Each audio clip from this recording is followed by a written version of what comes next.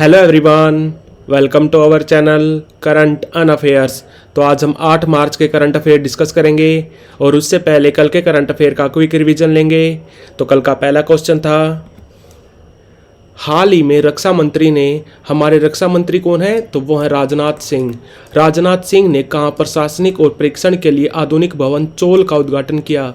तो आंसर है इसका गोवा। और ये चोल नाम चोल राजवंश से लिया गया है, जिसके फाउंडर कौन थे?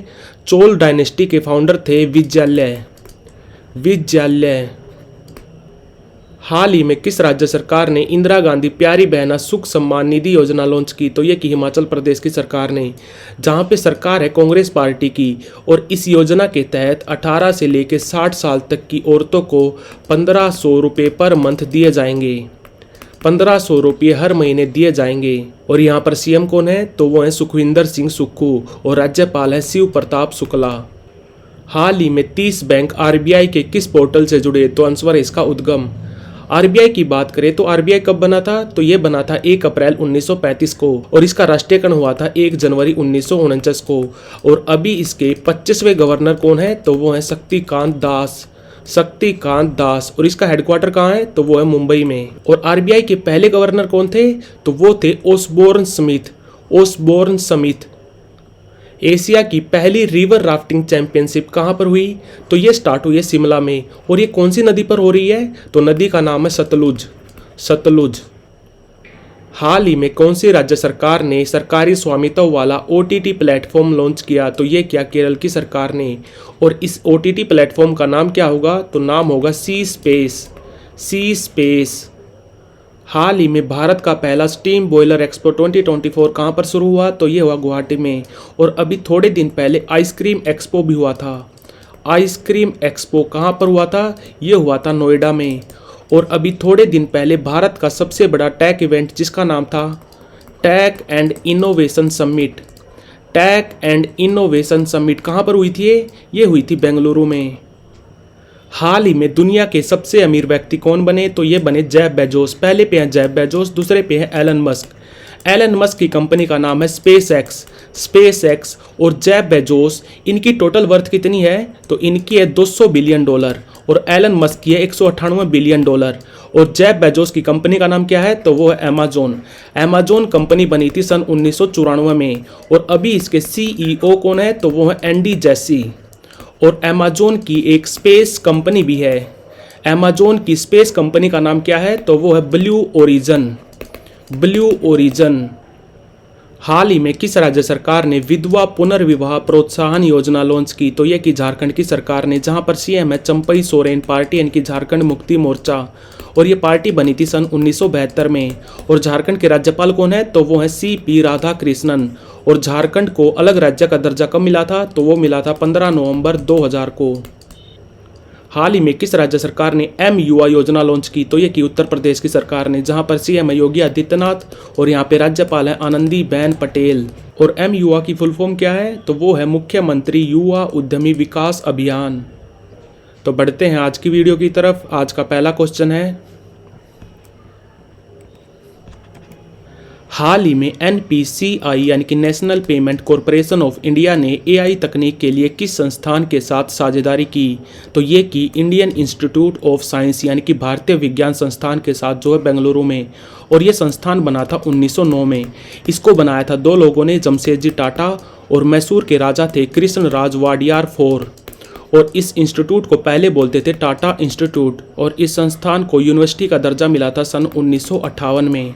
यूनिवर्सिटी का दर्जा कौन देता है? तो वो देता हमारा UGC यानी कि यूनिवर्सिटी ग्रांट कमीशन, जो बना था 1956 में। और इसको बनाया था, UGC को बनाया था हमारे पहले शिक्षा मंत्री मौलाना आज़ाद ने। ये भी याद रखना। और बात करें अगर NPCI की यानी कि national payment corporation of India, तो ये बना था 2008 में। और इसका हेडक्वार्टर है मुंबई में।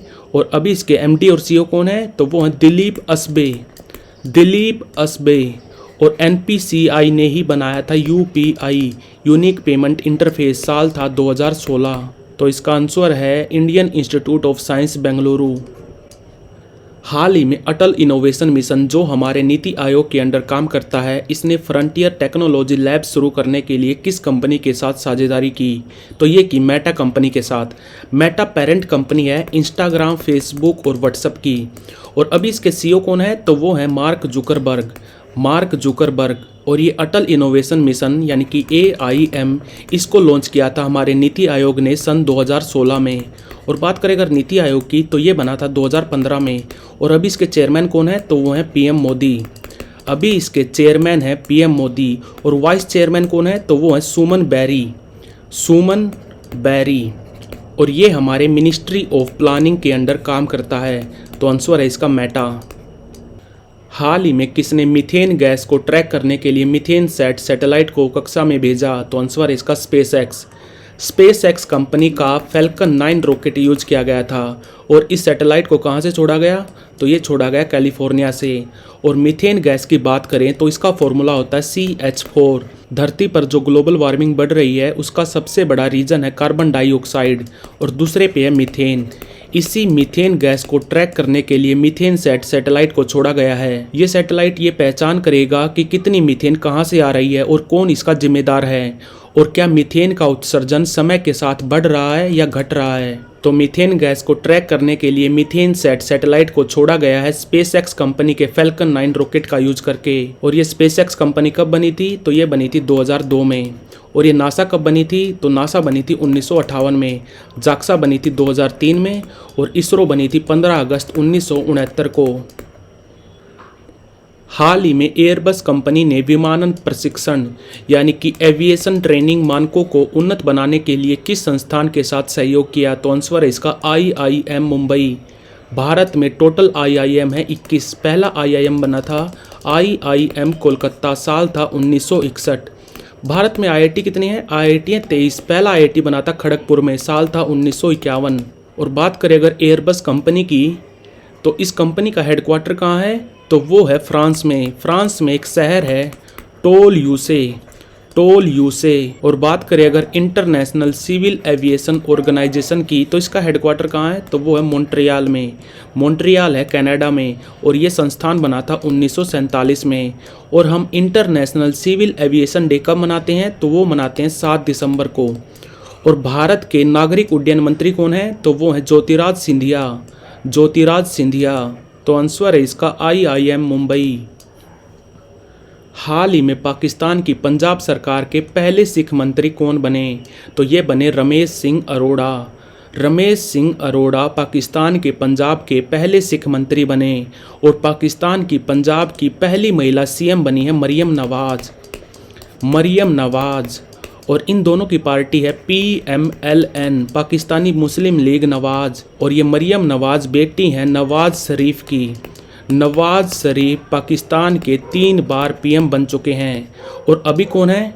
तो अभी पाकिस्तान के PM हैं नवाज शरीफ के छोटे भाई शहबाज शरीफ दूसरी बार PM बने हैं पाकिस्तान के। और बात करें अगर भारत की, तो भारत के पहले सिख PM कौन बने थे?